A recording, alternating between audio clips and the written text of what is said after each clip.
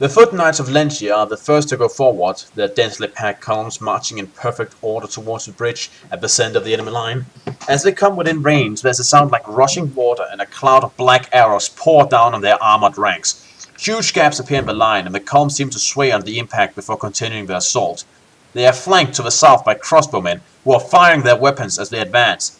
Unlike the knights, they wear very little armor, and over half their number are felled by arrows when they halt to reload their cumbersome bows.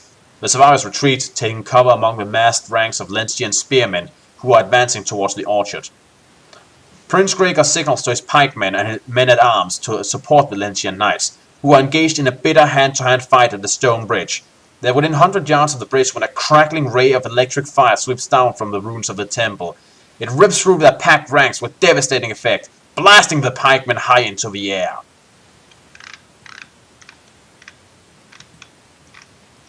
Okay. So, you may use either Divination of Tutelary level or Hunt Mastery of Principalian level here, if you wish. Don't we have both? Well, yeah, that's why I'm saying you can use both. But you have to choose one.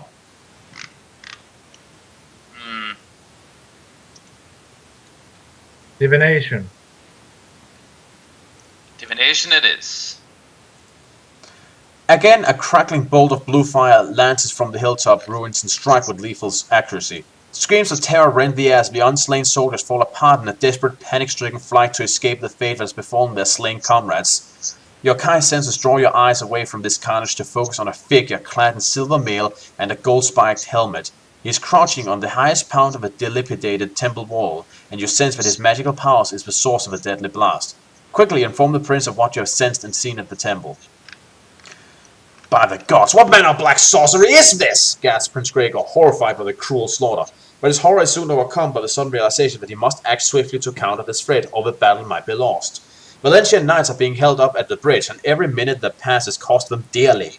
He calls for his dead trio, a magnificent white charger clad in ornate plate armor, and climbs into the saddle. "To battle!" he shouts, and ignoring the warnings of his heralds, he spurs his warhorse down the hill.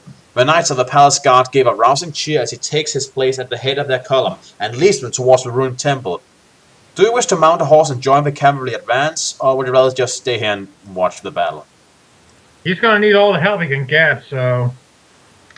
I would have to. Besides, if we manage, it's going to be dangerous because the formation at the temple seems to consist of pikemen, so it's going to be pretty hard for a group of knights to beat them. But if they do, then the enemy's flank will be open. We'll be able to ride around the archer stakes and attack the hammerlanders in the flank. Meanwhile, the archers in the woods will be isolated. So this might win the battle, although it's pretty risky. But hey, fortune favors the bold. Yeah, that is true. What they said. As the palace guard advanced majestically, their serried ranks of steel slowly changed formation in preparation for the prince's order to charge. Heavy lances rise like the spines of a steel porcupine, and their scarlet and yellow pennons unfurl to the wind. A wave of arrows come flying towards you, sent by the Dracarim standing behind their fence of stakes, but the range is long, and the black shafts rattle harmlessly off Iruan armor and shields.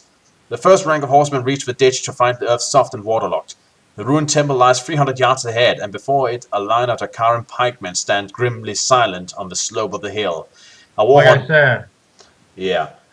blares its signal, and suddenly all hell breaks loose. Arrows pour down on all sides, from the enemy archers to the right and from archers previously unseen lurking in the woods to the left. Many shafts find their way through the sides of helmets and between plates of polished armor. Still, the prince commands his men onward, and they force the horses across the ditch, braving the savage hail of death. You survive the arrows and steer your horse through the clawing mud, but you're knocked from the saddle by a riderless steed maddened by the pain of its wounds. You may roll a die, and since you have animal control and hunt mastery, add 3 to the roll. Yeah. 7. You land with a splash and roll into the ditch to avoid being trampled by the following horses. After clawing the muck from your eyes, you crawl along the channel.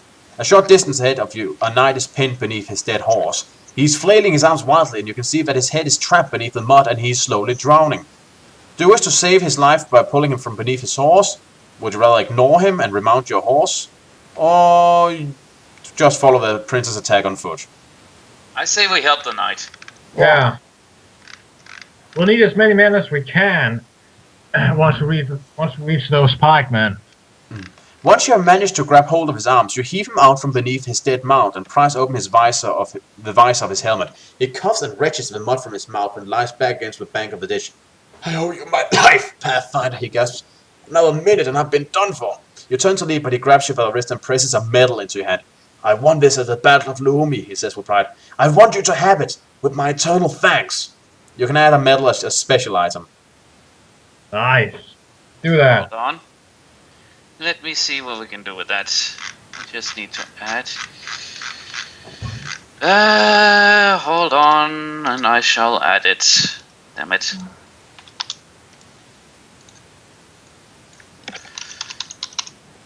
Okay, medal. One with honor. Another cloud of arrows fall from the sky and you dive to the bottom of the ditch to avoid being hit. When you feel it's safe to raise your head, you discover that the knight is no longer with you. He is chasing after the prince and his fellow knights as they gallop up the hill towards the Dakaran pikemen. Do you wish to follow on foot, or would you rather go looking for your horse now? Let's follow on foot. Yeah. No saying where our panicked horse has run off to. Prince Gregor's voice rings out above the din of battle as he orders the palace guard to charge the pikemen. The ground shakes beneath the pounding of the horse's hooves as they gather speed, their pennons streaming from their leveled lances. The Dakaran huddle shoulder to shoulder and nervously dig the butts of their pikes into the hillside to steady their shaking hands.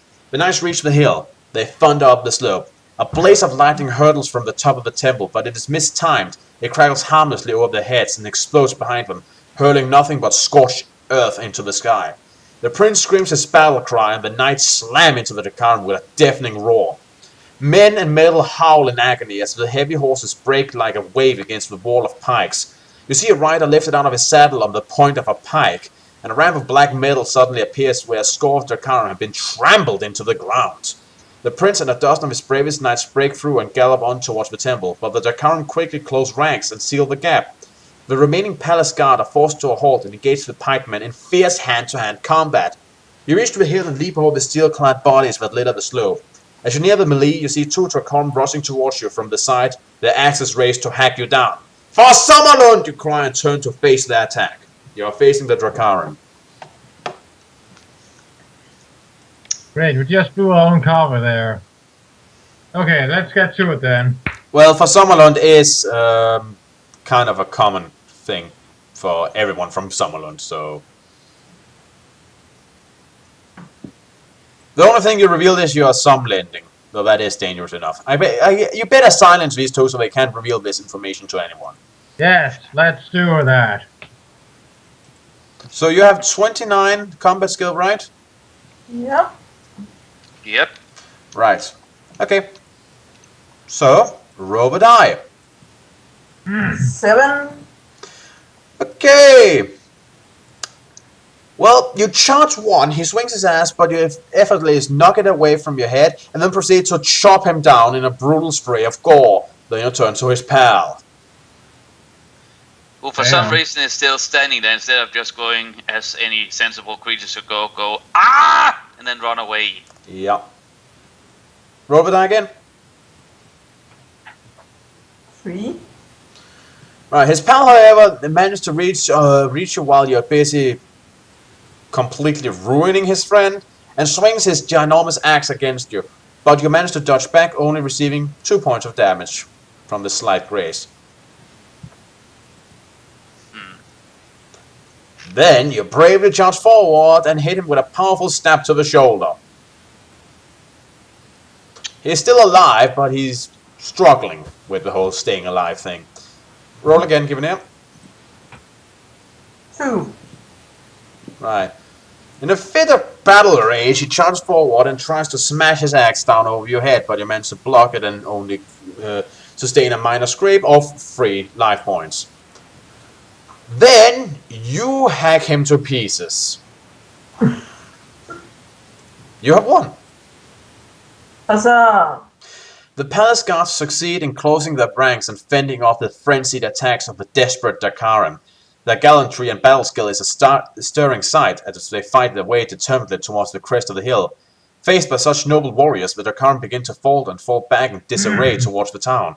As you near the top of the hill, you catch sight of Prince Gregor.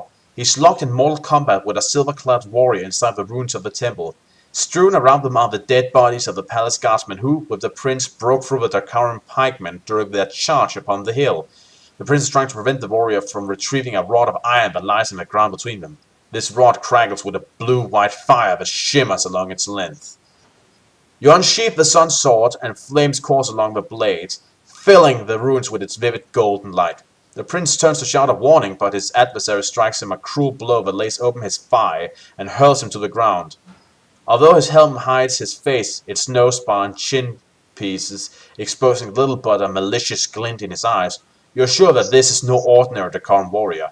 The smell of evil hangs heavy around him like the stench of a rotting corpse. Does evil smell like chicken? I have no idea. Why would Anyways, evil? There's a picture of him, by the way. Right, here we are again. Huh. I'll bet it's a Hellgast. He snarls a vile curse and flings his sword at your head. You fend off the spinning blade with ease, but the attack has served its purpose. The warrior snatches up the shimmering iron rod, and it hums with a force that reveals its ancestry. It is a stave of power forged in the furnaces of Helgadad. With a mighty yell, he thrusts the staves at your chest, and a blast of white flame scorches your arm as you parry the attack on the hilt of the Summersword. Half blinded by the flash, you stagger back and quickly muster your strength for a desperate fight to the death, and oh Jesus Christ. Hey, remember that part where you didn't take any offensive powers? Yes? Yes. Yeah, this guy has 40 combat skill. Good fucking luck. Damn! 40 combat skill. Yeah. Is this sort of because, oh, we have the Summersword, so we need to have an extra challenge? Yep.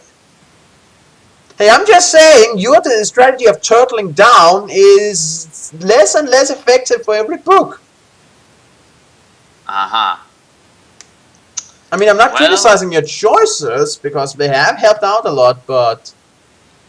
yeah. Just saying.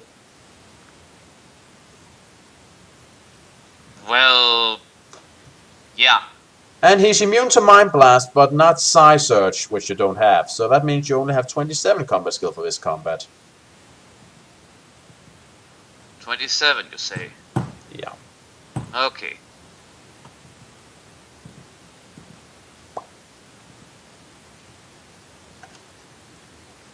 Ten if you want to get the battle started. Okay. Well, with a 10... well, in that case, you bravely charge forward and hit him with a hit that barely goes through his armor, but you manage to wound him and avoid the return blast. Roll it again. 8. The two of you charge forward and bravely lock weapons. Scorching flames going one way, holy light going the other. You suffer 4 damage.